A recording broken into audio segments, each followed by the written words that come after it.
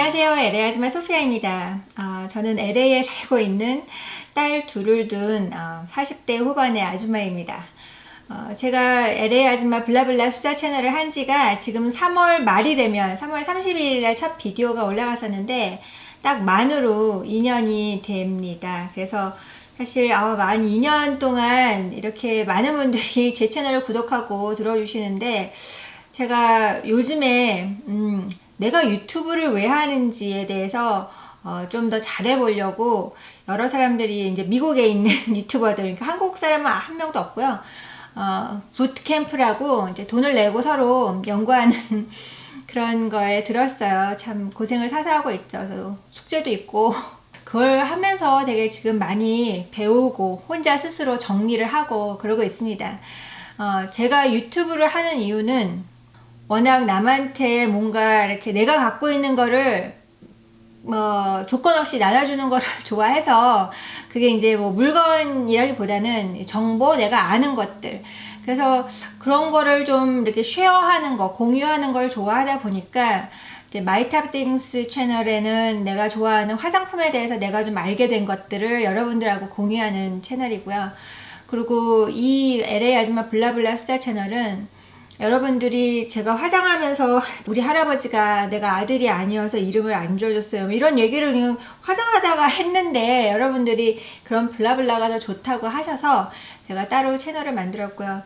저를 구독하시는 분들 나이대를 보면 또 애들을 키워본 나이대들이 많이 있으시고 그렇기 때문에 또 앞으로 애를 키울 사람들이 많기 때문에 제가 지금 더 까먹기 전에 우리 애들 키우는 거, 물론 제가 미국에서 애들을 키우고 있지만 또 이렇게 남의 얘기를 들으면서 여러분이 어디에 사시든 간에 그거를 또 적용을 하실 수 있을 것 같아서 이제 앞으로는 조금 더 이렇게 정보 쉐어하는 그런 부분에 대해서 다른 데서는 못 들은 얘기들을 좀 더 많이 하려고 하거든요. 근데 이제 제 채널을 구독하시는 분들을 위주로 이 비디오를 어떻게 락을 거는지 지금 그거를 딴 사람들한테 물어봤어요. 그래서 제 채널을 구독을 하시고요. 그래야지 또 앞으로 제가 무슨 비디오를 올리더라도 또 먼저 보실 수 있고, 채널을 구독하신 분은 셀폰이나 그 컴퓨터에서 거기 이렇게 종이 있습니다. 종이 이렇게 되어 있으면 안 되고요. 종이 살아 있어야 됩니다. 그래서 종의 벨을 켜 놓으시면 제가 새 비디오를 올렸을 때 알림벨이 가거든요. 알림 노티스가 가죠. 벨이 울리는 건 아니고 새로운 비디오가 올라갔다고 이제 알려줄 겁니다. LA 아줌마 블라블라 수다 채널을 제가 하는 이유는 제가 여러분들한테 저의 가치관이나 제 경험 그리고 제 생각 그런 것들 뭐 제가 본 것들을 여러분들하고 공유함으로 해서 여러분들이 삶에 시행착오를 덜 겪으시고 조금 더 뭐 다른 사람은 이렇게 살았구나 그렇게 아심으로 해서 본인의 삶이 더 풍요롭게 하기 위해서. 말을 좀 잘 만들었나요? 저 그거 영어로 하는 거는 참 힘들어요. 근데 영어로들 참 잘 만들더라고요, 외국 사람들은. 말을 딱 바꿔가지고 뻑쩍지근하게 만드는데 나는 그냥 내 경험과 내 가치관과 내 생각을 공유함으로 해서 여러분들이 미스테이크를 안 하고 좀 더 여러분의 삶이 풍요로워지기 위한 그런 목적을 가지고 LA 아줌마 블라블라 수다 채널을 하고 있습니다. 이 비디오 덤스업 눌러주시고 수다 떨기 전에 그러면 제가 오늘 얘기할 거는 우리 애가 11학년이 돼서 첫 대학 카운슬러, 그러니까 고등학교에 있는 대학 카운슬러랑 상담을 했는데 그 얘기를 한번 풀어 놓아 볼게요.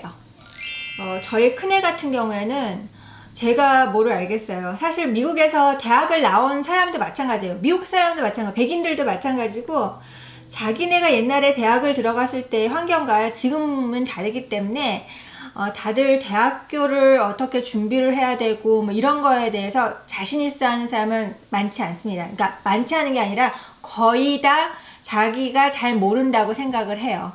그래서 사실 대학교 들어가는 무슨 college counselor 이런 사람들이 또 생기는 거고 그런 사람들이 밥을 먹고 사는 거고 이제 college counselor라는 그런 직업을 갖고 있는 사람들은 뭐 시간당으로 받는 경우가 많고요. 전화 상담을 하고, 보통의 경우에는 만날 필요도 없어요. 그냥 애들은 스카이프로 하는 경우도 많고 부모랑도 전화를 하는 경우가 있는데, 이제 만나 상담을 하러 가는 경우도 있죠. 그래서 그런 사람들은 시간당 차지를 하게 됩니다.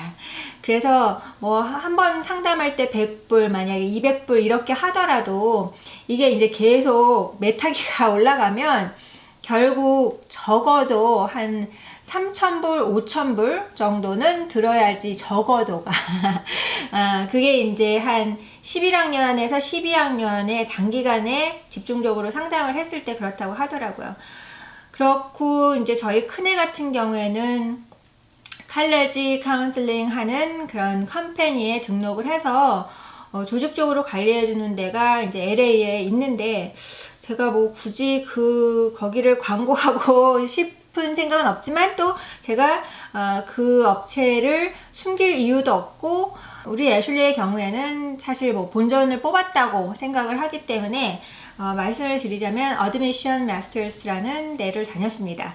많은 분들이 이제 그 이름은 다 들었는데 가격을 듣고 그래서 저는 지금 현재 그분들이 얼마의 가격을 매기는지 모르고, 또 제 가격을 얘기할 필요도 없는 것 같고, 그냥 만약에 상담을 하고 싶으신 분들은 거기에 컨택을 하셔서 상담을 하시고요. 한 사람이 개인이 상담을 하는 데가 아니라 조직적으로 그런 데 가면은 이제 원장 선생님 있고 뭐 누가 있고 막 있는데, 부모가 애한테 공부했니, 성적이 어쩌니 막 이러면은 그건 다 잔소리고 다 쓸데없는 소리, 애들은 듣기 싫어하는 소리가 되기 때문에, 이제 한 사람은 학교 성적에 대해서 관리하고 주기적으로 컨퍼런스를 하죠. 그런 사람이 있고, 어떤 사람은 SAT에 관련돼서, 어떤 사람은 얘의 여름 활동, 서머 프로그램에 대해서 이제 고민해 주는 사람이 있고, 또 어떤 사람은 특별 활동, 과외 활동에 대해서 고민해 주는 사람이 있고, 그래서 여러 사람이 나눠서 일을 하기 때문에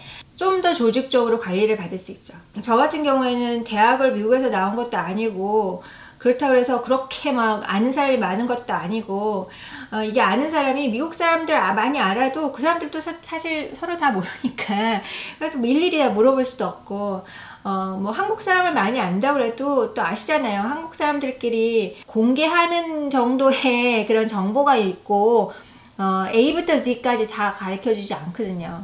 그래서 이제 저는 제 애는 그 어드미션 마스터스에서 도움을 많이 받아서 대학을 보냈고요. 애슐리가 거기서 잘 도움을 받았었기 때문에 호의적인 그런 생각을 갖고 있고요. 단 제가 올리비아는 넣지 않았습니다. 그래서 올리비아는 왜 넣지 않았냐면 7학년, 8학년 때 워낙 그 반항도 심했고, 그 다음에 공부를 하기 싫어했기 때문에, 그런 데다가 돈을 막 넣고 얘를 관리해달라고 해봤자 그게 관리가 되는 게 아니라는 걸 알았거든요. 그리고 이제 여러 가지 정보를 이미 큰애를 통해서 제가 얘는 이렇게 하면 되겠다, 그런 게 좀 이렇게 정리가 됐었기 때문에, 그리고 제일 중요한 게 이제 칼리지 어플리케이션 쓰는 거를 도대체 어떻게 써야 되는지 전혀 몰랐는데, 우리 둘째는 일단 학교에서 많이 도움을 받을 수 있다는 걸 알았어요. 그러니까 큰애도 그 학교인데 학교에서 많이 도움을 받을 수 있다는 걸 알았고, 또 큰애가 작은애를 어플리케이션 쓸 때 자기가 좀 많이 체크를 하겠다고 약속을 했기 때문에 큰일 났어. 근데 약속을 지킬지 안 지킬지 모르겠지만 지켜야 되겠지.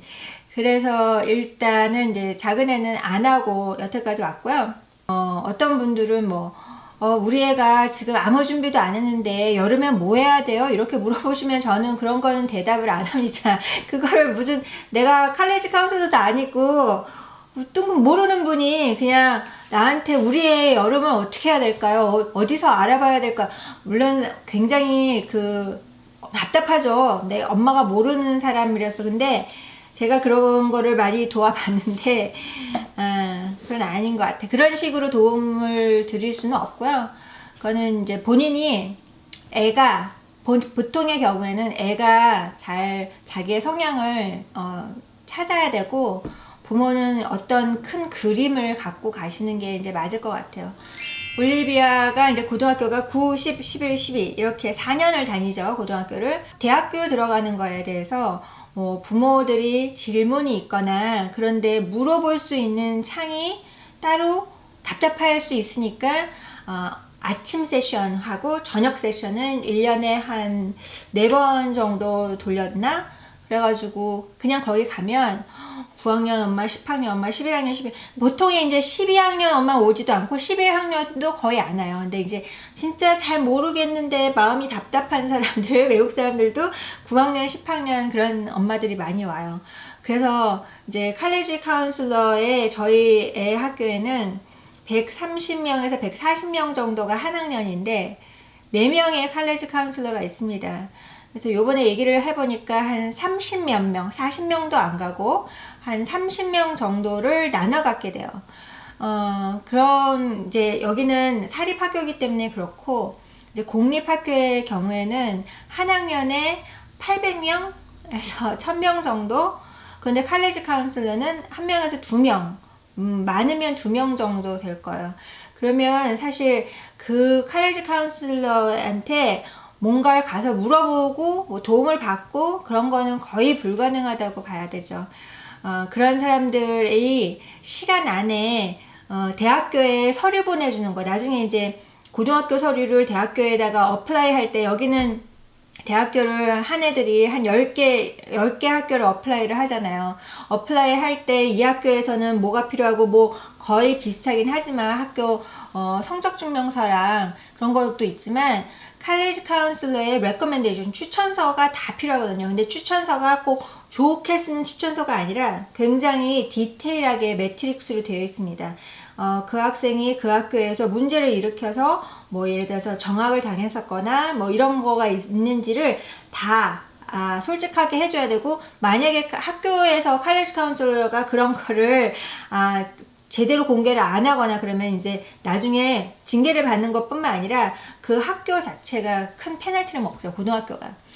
근데 지금도 사실 그런 얘기가 들려요. 어떤 사립학교의 경우에 어떤 학교는 뭐 학교장이 한 과목에 만불, 한 과목당 만불을 받고 성적을 고쳐줬다는 도 그런 게 미국에도 있긴 있더라고요. 얘기를 들어보니까. 이제 그렇게 되면 어떻게 되냐면 그 한 명 아이와 그 교장의 문제가 아니라 그 학교가 통째로 이제 어떤 사람의 그거가 문제가 아니라 그 학교를 이제 믿을 수가 없는 거지. 그러니까 대학교에서 예를 들어서 브라운이다, 아니면 유펜이다, 뭐 콜롬비아다, 그런 대학에서 그 학교에서 온 애들은 그냥 무조건 탈락을 시키는, 진짜로 불이익을 받는 그런 경우가 생기기 때문에 사실 학교의 어드미션이 얼마나 깔끔하게 일을 잘하느냐에 따라서도 아이들의 입학 그 결과가 달라지더라고요. 이제 본격적으로 칼리지 카운슬러를 정해주는 게 11학년 때인데요. 큰애의 경우에는 어떤 선생님을 자기가 조금 더 대화를 해봤다. 그러니까 9학년, 10학년 때 뭐 질문이 있어서 여름에 뭐 어떻게 해야 돼요? 그리고 질문을 하러 갔는데 항상 그분한테 했고 그렇기 때문에 그분한테 했었어요. 그래서 근데 그분이 우리 애슐리를 한 그 해에 이제 마지막으로 하시고 나이가 많으셨거든요. 정년퇴직을 하셨어요. 그래가지고 그러니까 정년이라는 거는 딱히 없는데 하여튼 퇴직을 하셨어요. 그래서 지금 그 자리에 새로 오신 분이 마침 또 올리비아랑도 잘 관계가 있어서 올리비아가 학교에서 엄마라고 부르더라고요. 올리비아가 좀 그런 게 있어요. 그러니까 엄마한테 못하는 뭔가를 다른 아바타를 세워서 그 사람한테 가서 상담도 많이 하고, 그러니까 미국 사람들 중에서 선생님들이 굉장히 그 따뜻하고 애들한테 관심 있고, 물론 여기는 이제 사립이고 좀 애들 숫자도 작고 그래서 그런 거일 수도 있고, 그 다음에 올리비아의 성향이 좀 사람한테 가가지고 이렇게 탁 하는 그런 게 있어가지고 지금 맘이 2명이 있어요. 수학 선생님이 하나가 맘이고 하나는 칼리지 카운슬러인데, 제가 듣기로는 이제 이렇게 한다고 하더라고요. 쭉 리스트를 보고 자기가 이미 얘기해 보거나 자기가 좀 더 아는 자기랑 관계가 있는 애들을 칼리지 카운슬러가 먼저 색칠을 한대요. 그래서 형광펜으로 칠한다든가, 그래서 먼저 뽑아가고, 그래서 이제 대충 뭐 예를 들어서 130명 중에서 20명, 20명, 20명, 20명 뽑아갔다. 그러면 나머지는 이제 그냥 분배를 하고, 그리고 만약에 이제 배정이 됐는데 아이들이 나는 이 선생님은 진짜 좀 불편한데 뭐 이런 경우가 있으면 그냥 이메일로 나는 이 선생님에서 이쪽으로 옮기겠다. 그러면 이제 칼리지 카운슬러를 옮겨주기도 하고 그렇습니다. 사람이 다 다르기 때문에 칼리지 카운슬러가 한 학교에 있어도 성향이 다 달라요. 그래서 저희 학교에 칼리지 카운슬러 중에서 그 디렉터는 그걸 알파, 베타, 감마라고 그러나요? 뭐 이렇게 머리 좋은 사람들의 모임이 있다며요. 그래서 그거의 사람이고 어떤 대학의 칼리지 어드미션 입학사정관으로 13년간 일했던 사람이에요. 그런 사람이 이제 이 학교에 와서 헤드로 지금 있는데, 네, 우스운 얘기지만, 다른 얘기지만, 내가 칼리지 카운슬러 그 모임, 그 어떤 회의 같은 거 할 때 이제 부모를 참석하면서 내가 만나본 미국 사람 중에서 말이 가장 빠르고 어려운 사람. 굉장히 그 단어 하나도 그냥 쉬운 단어 쓰는 게 아니라 그냥 조금 이렇게 고급진 영어를 하면서 무지 빨라요. 말이 굉장히 빨라요. 그래서 어떨 때는 이렇게 듣고 있으면 그냥 이렇게 단어 몇 개 놓치는데 대충 느낌은 와. 알아는 듣겠는데 어떨 때는 그 사람 얘기는 조금 어려울 때가 많이 있어요. 여하간 근데 그런 사람 있고, 또 한 사람은 남자인데 그 칼리지 카운슬러 4명 중에서 유일한 남자예요. 근데 오래됐는데 그 사람이 여기를 쫙 밀고 여기 중간만 이렇게 세워가지고 어쩔 때는 여기를 보라색으로 제가 학교에 갔는데 이거는 뭐지? 근데 여기는 그러니까 이제 자기가 머리는 이렇게 하니까 옷은 좀 잘 입어. 그래서 넥타이도 매고, 여기 웬만해서 넥타이 맨 사람 별로 없거든요. 넥타이도 매고, 그러고서는 이제 집에 갈 때는 오토바이를 타고 오토바이 모자를 딱 쓰고 모학이라고 그러죠. 그 모학 머리. 네, 그 사람도 이제 되게 오래됐는데 옛날에 9학년 때 애쉬를 처음에 이렇게 칼리지 카운슬러도 간을 좀 봐야 된다 그러더라. 대화 좀 해봐야 되고, 이제 9학년 끝나고 10학년 가는 그 여름, 우리가 이번 여름에 뭐 이 정도 할까 생각하는데 혹시 뭐 좀 권해줄 거 있냐고. 그런 데서 이렇게 돈 내고 하는 칼리지 카운슬러처럼 얘는 그럼 여름에 여기 어플라이해서 해봐, 이렇게 안 해요. 학교에서는 우리 얘기를 딱 들어보고 좋은데 잘하고 있는데, 칼리지 카운슬러는 그렇게 하지 뭐 무슨 서제스천을 뭐 적극적으로 해주는 그런 거 없어요. 학교에서는 아무리 사립이어도. 그렇기 때문에 그런 부분이 이제 부모들이 처음에 혹시라도 생각을 잘못하고 사립학교에 들어오면 다 알아서 해주나? 다 알아서 해주지 않지. 예. 그런데 이제 공립학교를 들어가면 더 물어볼 사람도 없는 거죠. 저한테 이제 가끔 댓글 달고 또는 이메일 보내는 분들도 이제 계시는데, 뭐 미국에 있는 학교를 다니는데 어디를 물어볼 데가 없어서 막 그런 얘기를 하시는데, 사실은 학교의 선생님들을 제일 많이 활용을 하는 게 좋아요. 왜냐하면 그 사람들은 계속 9학년, 10학년, 11학년, 12학년 계속 걔네들을 했기 때문에 자기가 본 애들 중에서 쟤는 대학교를 잘 갔는데 제가 10학년 때 뭐 했고 11학년 때 뭐 했고 그걸 알거든요. 그리고 또 어떤 성향의 애들이 뭐 어떤 학교를 가, 그거를 제일 빠삭하게 아는 사람들이 사실 고등학교 선생님들이에요. 하이스쿨 선생님들. 그래서 하이스쿨 선생님들 중에서 이게 꼭 칼리지 카운슬러, 어떻게 보면 칼리지 카운슬러가 더 그런 정보가 약할 수 있어요. 공립학교의 경우에는. 그렇기 때문에 예를 들어서 뭐 영어 선생 아니면은 수학 선생님, 과학 선생님, 애가 조금 더 잘하는 그런 과목의 선생님들하고 아이가 이제 고등학교는 부모가 학교 갈 일이 없어요. 문제가 생겼을 땐 가죠. 근데 뭐 선생님한테 내가 선생님하고 면담이 하고 싶은데, 아이하고 선생님하고 보통 면담을 하고 아이를 통해서 그걸 물어보시던가 그런 일이 있지, 부모하고 같이 앉아서 1대1 상담하는 경우가 없습니다. 네. 우리 고등학교 졸업할 때까지 개별 상담이 있었잖아요. 우리는 왜냐면 반이 있었으니까 담임이 있었고, 여기는 담임이라는 그게 없고, 대신에 이제 어떤 한 수업 시간 같이 한 시간은 advisory, 그래서 그런 게 사실 담임 제도랑 비슷해요. 보통 애들을 조그맣게 묶어가지고 걔네들을 일주일에 한 번, 일주일에 한두 번 정도 이렇게 만나서 그냥 그 어드바이저리 시간에는 공부와 관련 없지만 아이들이 속에 있는 얘기를 서로 이제 하는 거죠. 초반에 학년 초에는 그렇게 뭐 얘기가 적극적으로 나오지 않기 때문에 선생님들이 이제 토픽을 주죠. 처음에 주는 토픽이 나는 처음에 시간이 학교를 보냈는데 이런 이거 얘기할 시간이 있나 할 정도로 하루에 몇 시간 자는지 그런 걸 이제 물어본대요. 적어도 8시간을 자라. 아니면 7시간. 근데 어떤 애가 막 6시간 잔다, 5시간 잔다. 그럼 선생님들이 너 지금 피곤하면 저기 가서 자도 된다.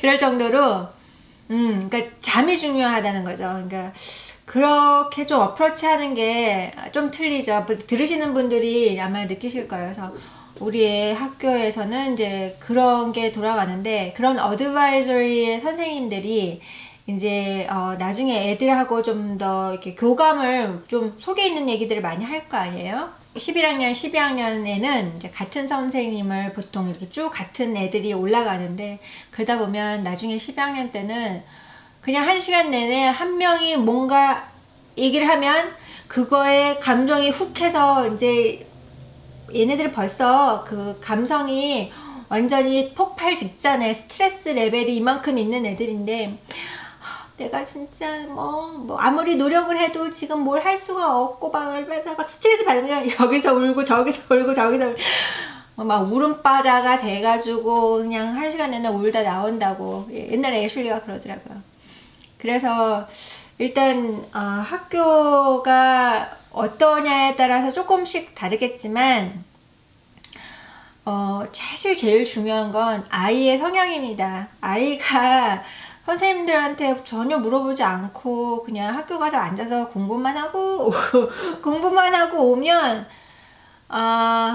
뭐 그런 경우에는 사실 도움을 누군가가 이렇게 떠먹여 주는 거잖아. 그럼 떠먹여 줘야 된다는 건 그렇게 하기 어려워요. 본인이 뭐가 필요한지 알아서 선생님한테 좀 가서 이건 어떻게 해야 될까요? 이건 어떻게 해야 될까 물어보는 게 맞는 것 같고요. 그래서 이거 오늘 얘기를 오늘 첫 면담을 한 얘기를 하려는데 이거는 다음에 하기로 하고, 그냥 개괄적으로 뭐 아까 처음에 얘기 드린 것처럼 애슐리는 어떤 좀 더 조직적으로 생각해주는 그런 그 칼레지 컨설팅 회사에다 사인업을 해가지고 좀 도움을 받았어요. 그래서 도움을 받았고, 올리비아는 지금 그냥 가고 있는데, 그게 같은 애가 이렇게 해봤고 이렇게 해본 것도 아니고 그렇기 때문에 사실 장단점을 비교할 수는 없는데, 이제 애슐리 같은 경우에는 너 이거 뭐 해야 돼? 그러면 오케이, 헤어 이거 해야 돼? 그러면 헤어. 그리고 그쪽에서도 아마 그럴 거예요. 얘 너 그거 했니? 이거 너 이번 주까지 해야 되는데 그거 우리한테 리스폰스 줘? 그러면 애슐리는 준단 말이야. 한다고 그거를 팔로업을. 근데 내가 들은 많은 경우에 아이들이 whatever oh my gosh 그러니까 뭐 더 이상 하기 싫은 경우도 있고, 애가 좀 그런 거를 이렇게 딱딱 리스폰드를 안 하는 경우에는 저쪽에서도 일하기가 어렵고 이게 성과가 안 보이는 거죠. 그래서 솔직히 애슐리는 나중에 12학년도 할 때 그 카운슬러들, 거기에 있는 카운슬러들하고도 관계가 다 좋았어요. 내가 알고 있기론 본인도 그렇게 얘기하고 저쪽에서 그렇게 얘기하니까 맞을 거예요. 하나하나가 다 관계가 좋고, 나중에 졸업하고 이제 그냥 인사하려고 갔을 때도 너 대학원 가는 것도 내가 좀 상담해 줄게.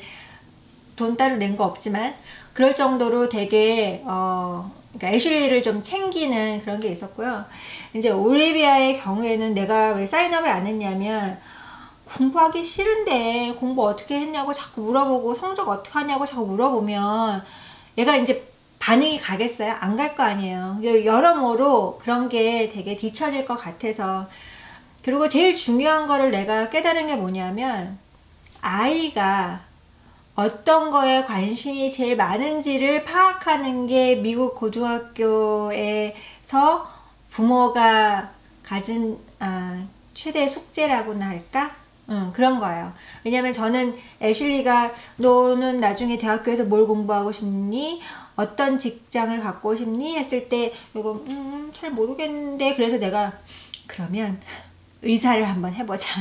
제가 의사 쪽으로 밀어서 고등학교에서 모든 액티비티를 하는 거나 아니면 썸머 캠프 이런 거를 다 그거의 스토리에 맞게끔 해가지고 결국에는 이제 프리메드로 들어간 게 아니라 사이언스 쪽으로 들어가기 위해서 환경, environmental science로 들어갔거든요. 근데 결국 본인이 6개월 공부해보고 나는 이과가 아닙니다. 나는 문과입니다. 그래서 사이콜로지, 심리학하고 법학. 근데 요번에 법학을 드랍했다고 하더라고요. 자기가 하는 그 심리학 쪽 랩하고 연구소하고 그런 게 스케줄이 쫙 있는데 법학하고 같이 할 수 있는 그게 없더래요. 그래가지고 그냥 안 한다고 해서 일단 심리학으로만 또 들어. 그런 거를 뭐 본인이 결정해서 그냥 얘기를 하면 이제 부모는 그래? 얘기해줘서 고마워 정도지. 내가 너 왜 그거 아까운 거를 그거 드랍했니? 어떻게 좀 해보지? 라고 할 수 있는 권한, 뭐 위치 아무것도 없더라고 이제는. 그래서 그래? 그래. 도저히 시간이 안 되디? 한번 물어봤지. 그랬더니 시간이 안 되더래. 오케이, 그냥 그렇게 하고 말았는데, 그래서 이제 애슐리는 그런 성향의 애였고, 그래서 이제 어떻게 하라 그러면 이렇게 따라가는 거였고요. 올리비아는 죽어도 그렇게 안 할 거를 알았기 때문에 그냥 제가 지켜봤어요. 네가 뭐가 관심 있는지 해봐. 근데 이제 옛날부터 뭐 예를 들어서 진짜 실화인데 자기는 뜨개질이 너무 하고 싶대. 그래서 내가 사실 뜨개질을 뭐 이렇게 인터넷 보고 하려면 할 수 있지만 또 엄마가 가르쳐 주는 거는 이런다고. 그래서 여기 동네에 무슨 뜨개질을 하는 샵이 있어요. 실도 팔고. 거기에 수강을 이렇게 뭐 바깥뜨기 이거 있잖아요. 대바늘로 바깥뜨기 뭐 안뜨기 뭐 이거를 코스를 2개를 했는데 이거 바깥뜨기인지 뭔지 기본적으로 하나 하는 거 5줄을 못 넘어가고 했다 풀었다 했다 풀었다 그 머플러 하나 짜가지고 이제 끝내는 거였는데 뭘 끝내긴 요만큼 하고 끝났어요. 또 자기는 너무너무 기타가 치고 싶대. 그래서 썸머스쿨 때 중학교 때인가 기타를 하나 사줬어요. 그랬더니 자긴 기타를 열심히 치고 싶대. 그랬더니 딱 썸머가 끝나니까 웬걸? 기타는 우리 집에 저기 그 베큐um 진공청소기 옆에 있는 게 기타예요. 그래서 그것도 안 했지. 그래서 어느 날은 자기가 재봉질이 하고 싶대. 그래서 내가 아서 그러니까 하고 싶은 거 그냥 이렇게 하고 싶은 건 많지만 얘가 이렇게 꾸준하게 갈 것 같지. 사실 사진도 내가 그렇게 찍으라고 그랬었는데 안 찍더라고요. 그런데 고등학교 때 이제 수업으로 하니까 좀 해요. 그래서 제가 지금 찍는 그 큰 카메라를 가끔 이제 갖고 갔었죠. 내년에 수강 신청하는 거에서 그거 어드밴스드 클래스를 들을 수는 있는데 그렇게 되면 비는 시간이 하나 없어지는데 그러면서 칼리지 카운슬러가 그러는 거야. 너 사진학 전공할 거니? 전공할 거 아니면 이거 꼭 들을 필요 있을까? 근데 내가 이제 거꾸로 칼리지 카운슬러한테 나는 얘가 시간이 허용이 되면 이거를 들어도 1시간 쉬는 시간이 남으면 나는 얘가 그냥 이걸 들었으면 좋겠어. 왜냐하면 일단 이 학교에 그 사진반이 굉장히 강하거든요. 그래서 졸업생이 돌아와서 하는 거예요. NYU에서 공부했었나? 근데 진짜 이 학교를 졸업하고 가서 공부하고 석사까지 하고 다시 학교에 와서 이제 선생님을 하는데 되게 젊은 애가 잘하거든요. 그리고 이 학교가 사진반 그 시설이 엄청 좋아요. 암실이 2개 있는데 진짜 뭐 프로페셔널한 스튜디오보다 이제 새로 만들었으니까 되게 좋고, 그래서 내가 그냥 난 듣게 하고 싶고, 사진이라는 건 인생을 살면서 취미로라도 계속 할 수 있는 거기 때문에 얘가 지금 배워놓으면 참 좋을 것 같다 그랬더니 칼리지 카운슬러가 약간 뜻밖인 거야.